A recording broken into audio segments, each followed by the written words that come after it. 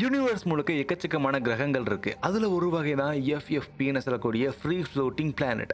இந்த வகையான கிரகங்கள் எக்கச்சக்கமா இருக்கு. ஆனா நம்மளால பார்க்க முடியாது. ஏன்னா இதுக்குன்னு ஒரு நட்சத்திரம் கிடையாது. இதுக்குன்னு ஒரு ரூல்ஸ் எதுவுமே கிடையாது. ஸோ இதனால தான் என்னவோ நம்மளால ஈஸியாக ஃபைண்ட் அவுட் பண்ண முடியாது. பட் ரீசெண்ட் டேஸில் நம்ம நிறைய பார்த்துக்கிட்டே இருக்கோம். அதுவும் நம்ம குறிப்பிட சொல்லணும்னா கடந்த ஒரு வருஷத்துல எக்கச்சக்கமான குட்டி குட்டி ஃப்ரீ ஃப்ளோட்டிங் பிளானட்டை பார்த்துருக்கோம். அதுக்கு காரணம் யூரோப்பியன் ஸ்பேஸ் ஏஜென்சி. என்ன ஏதுங்கிறத நம்ம இந்த கிரகத்துக்கு போயே பார்க்கலாம். I am Logabala Karthikeyan. You are வாட்சிங் ஜெனித் ஆஃப் சயின்ஸ்.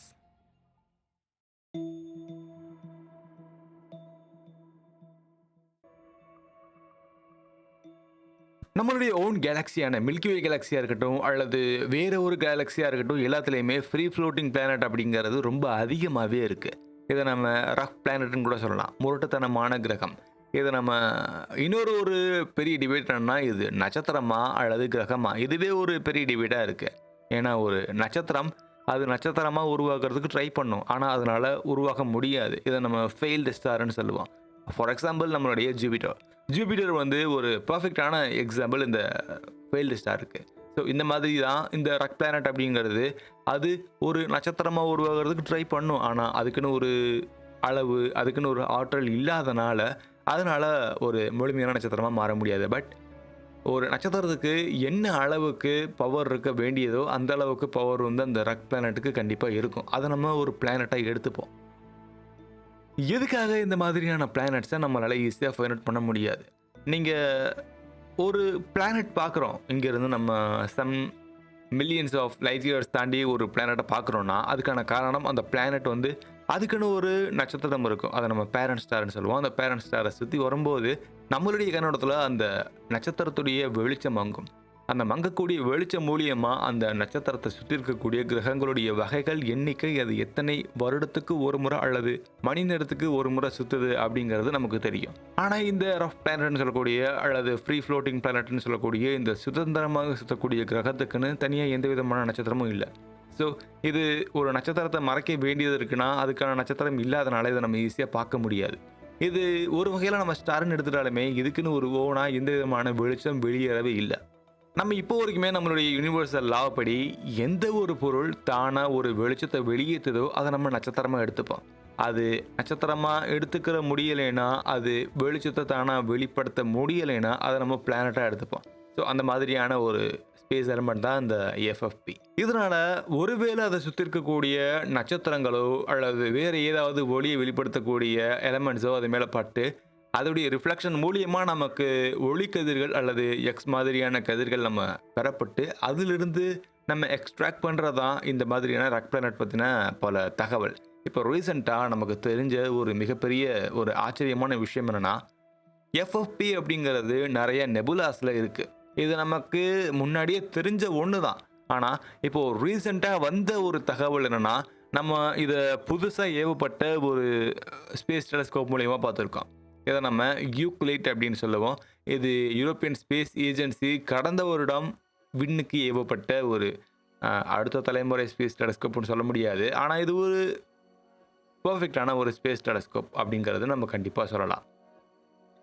சரி, நம்ம 2023 நம்ம மேலே ஏவி இருக்கோம். அதுக்கப்புறம் சில மாதங்களுக்கு பின்னாடி, கரெக்டாக சொல்லணும்னா அக்டோபர் மாதத்தில் இதோடைய அப்சர்வேஷன் அப்படின்றது ஆரம்பிக்கப்பட்டிருக்கு. இது ஏற்கனவே டன் கணக்கில் இந்த ஃப்ரீ ஃப்ளோட்டிங் பிளானட்டை பார்த்துருக்கு. ஆனால் நம்ம மற்ற டெலஸ்கோப் பார்க்குற மாதிரி தான் பெரிய பெரிய பிளானட்டை பார்த்துருக்கு.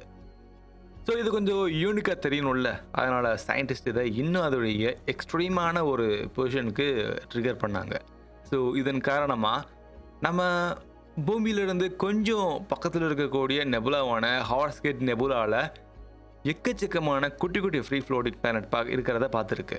அதாவது நம்ம ஹார்ஸ்கேட் நெபுலாவுக்கு பக்கத்தில் இருக்குன்னு சொல்லலாம். நம்ம எல்லாத்துக்கும் தெரிஞ்ச மாதிரி ஒரியன் அப்படின்ற ஒரு கான்ஸ்டலேஷனில் இருக்கக்கூடிய ஒரியன் நெபுலாவில் எக்கச்சக்கமான கிரகங்கள் இருக்குது அப்படிங்கிறத நம்ம சொல்லலாம். இதுதான் முதல் முறையா அப்படின்னா இது முதல் முறை இல்லை. இந்த அப்சர்வேட்டரிக்கு இது முதல் முறை அப்படிங்கிறது குறிப்பிடத்தக்கது. குறிப்பாக நம்ம சொல்லணும்னா இந்த இமேஜை வந்து நீங்கள் பாருங்கள். இந்த இமேஜில் இருக்கக்கூடியது ஹார்ஸ்கேட் நெபுலாவோடைய புகைப்படம். இதில் NGC 2023 அப்படிங்கிற ஒரு ரீஜியனாக இருக்கட்டும், அல்லது பெர்னட் 33 அப்படிங்கிற ஒரு ரீஜியனாக இருக்கட்டும். இந்த பெர்னட் 33 அப்படிங்கிறது இந்த ஹார்ஸ்கேட் நெபுலாவோடைய ரீஜியன் அப்படிங்கிறது குறிப்பிடத்தக்கது. இதில் IC 434 அப்படிங்கிற ஒரு ரீஜனாக இருக்கட்டும், எல்லா இடத்துலையுமே ஃப்ரீ ஃப்ளோட்டிங் பிளானட் அதிகமாக இருக்கிறத இது பார்த்துருக்கு. இன்னும் கொஞ்சம் ஃப்ரீ ஃப்ளோட்டிங் பிளானட் அப்படிங்கிறது என்ஜிசி 1333 அப்படிங்கிற ஒரு ஏரியாவாக இருக்கட்டும், அல்லது கோலிடர் 69 அப்படின்ற ஒரு ஏரியாவாக இருக்கட்டும், அண்ட் ஓரியன் நெபுலாவில் இருக்கக்கூடிய எக்கச்சக்கமான இடங்களில் இதை நம்ம பார்த்துருக்கோம். சிக்மா ஓரியன்ஸ் அப்படிங்கிறத நம்ம சொல்லுவோம். அங்கே எக்கச்சக்கமான பிளானட்ஸை இது பார்த்துருக்கு. ஆனால் இதுக்கு முதல் முறை. ஆனால் நம்ம முன்னாடி பல்வேறு கணக்கான ஃப்ரீ ஃப்ளோட்டிங் பிளானட்டை நம்ம வெவ்வேறு அப்சர்வேட்டரியில் நம்ம நோட் பண்ணியிருக்கோம். சரி, நம்ம இந்த அப்சர்வேட்டரி பற்றின ஒரு சில முக்கியமான விஷயங்களை பார்க்கலாம். அப்சர்வேட்டரியில் கண்டிப்பாக கேமரா அப்படிங்கிறது பொருத்தப்பட்டிருக்கும். இந்த அப்சர்வேட்டரியோடைய அந்த கேமராவுடைய மெகாபிக்சல் அப்படிங்கிறது 600 மெகாபிக்சல் அப்படிங்கிறது குறிப்பிடத்தக்கது. இது கண்ணுக்கு தெரியக்கூடிய விசிபிள் லைட்டாக இருக்கட்டும், அண்ட் நம்ம நியர் இன்ஃப்ராரெட்டாக இருக்கட்டும், இதெல்லாம் இது ஈஸியாக பார்க்கும். அதனால் இது நமக்கு கொஞ்சம் அதிகமான தகவலை கொடுக்கும் அப்படிங்கிறது குறிப்பிடத்தக்கது.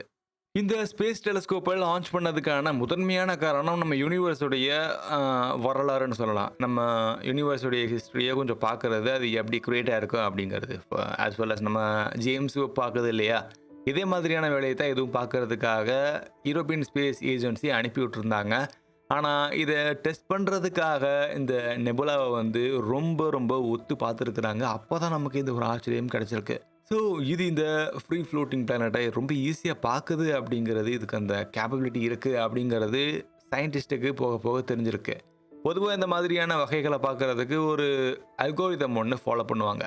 இதை நம்ம IMF அப்படின்னு நம்ம சொல்லுவோம். இதை நம்ம கொஞ்சம் விரிவாக்கமாக சொல்லணும்னா இனிஷியல் மாஸ் ஃபங்க்ஷன் அப்படிங்கிறத தான் நம்ம சொல்லி நம்ம IMF அப்படின்னு நம்ம சொல்கிறோம். அதாவது எக்கச்சக்கமான ஸ்டார்ஸ் இருக்குது, அது ஸ்டார்ஸோடைய நம்பர்ஸ் என்ன, ஸ்பெசிஃபிக்காக அதோடைய சைஸ் என்ன, அதை வச்சு அதை சுற்றி இருக்கக்கூடிய அந்த லோயர் லிமிட் எவ்வளோ இருக்குது, அதாவது அந்த இனிஷியல் மாஸ் ஃபங்க்ஷன் அப்படின்றோம் இல்லையா, அந்த லோயர் லிமிட் எவ்வளோ இருக்குது அப்படிங்கிறத பேஸ் பண்ணி அந்த இடத்துல வந்து எத்தனை வகையான கிரகங்கள் இருக்குது, அதுலேயும் குறிப்பாக நம்ம இந்த FFP எப்படி இருக்குது அப்படிங்கிறத நம்ம தெரிஞ்சுப்போம். ஸோ இந்த வகையில் தான் இந்த ஒரு சில ரக் பிளானட்டும் நம்ம பார்க்கலாம். இது நம்ம யூனிவர்ஸுடைய வரலாறை கொஞ்சம் நமக்கு படம் பிடிச்சு காட்டுதா அப்படிங்கிறத நம்ம பொறுத்திருந்தே பார்க்கலாம். அது நீங்கள் தெரிஞ்சுக்கணும் இல்லையா, மறக்காமல் நீங்கள் சப்ஸ்கிரைப் பண்ணிவிட்டு பெல் ஐக்கானை கிளிக் பண்ணிடுங்க.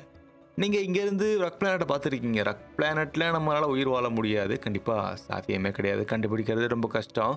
ஸோ நம்ம இங்கே இருக்கக்கூடிய சூரிய குடும்பத்தில் பல கிரகங்கள் இருக்குது. அந்த கிரகத்தில் நீங்கள் ஒரு நாள் வாழ்ந்தீங்கன்னா உங்களுடைய வாழ்க்கை எப்படி இருக்கும்? நீங்கள் தரைப்பரப்புலேருந்து வானத்தை பார்க்குறீங்க, நம்ம அங்கே என்னென்ன மாதிரியான மாற்றங்கள் ஏற்படும் அப்படிங்கிறத நீங்கள் ஒரு வேளை ட்ராமேட்டிக்காக நீங்கள் ஃபீல் பண்ணணும்னா அதுக்கான லிங்க் ஐகார்டில் ஷோ ஆகும். நீங்கள் மறக்காமல் கிளிக் பண்ணுங்கள். ரொம்ப ரொம்ப ஒரு லாங்கஸ்டான ஒரு ட்ராவலாக தான் இருக்கும். நீங்கள் ப்ராக்சிமா சென்டாரி B வரைக்கும் நீங்கள் போய் அதோடைய தரைப்பரப்புலேருந்து வானத்தை பார்க்கறதுக்கான சான்சஸ் ரொம்ப அதிகமாகவே இருக்குது. ஸோ ஐகார்டை செக் பண்ணுங்கள். இதே மாதிரி வேறு ஒரு வித்தியாசமான வீடியோவில் நம்ம கண்டிப்பாக சேர்ந்தே பயணிக்கலாம். அதுவரை உங்களிடம் இருந்து விடைபெறுவது நாங்கள் லோகபாலா கார்த்திகேயன். தேங்க்யூ ஃபார் வாட்சிங். See you next video. Bye. மரம் வளர்ப்போம், வரும் கால சந்ததிகளை காப்போம்.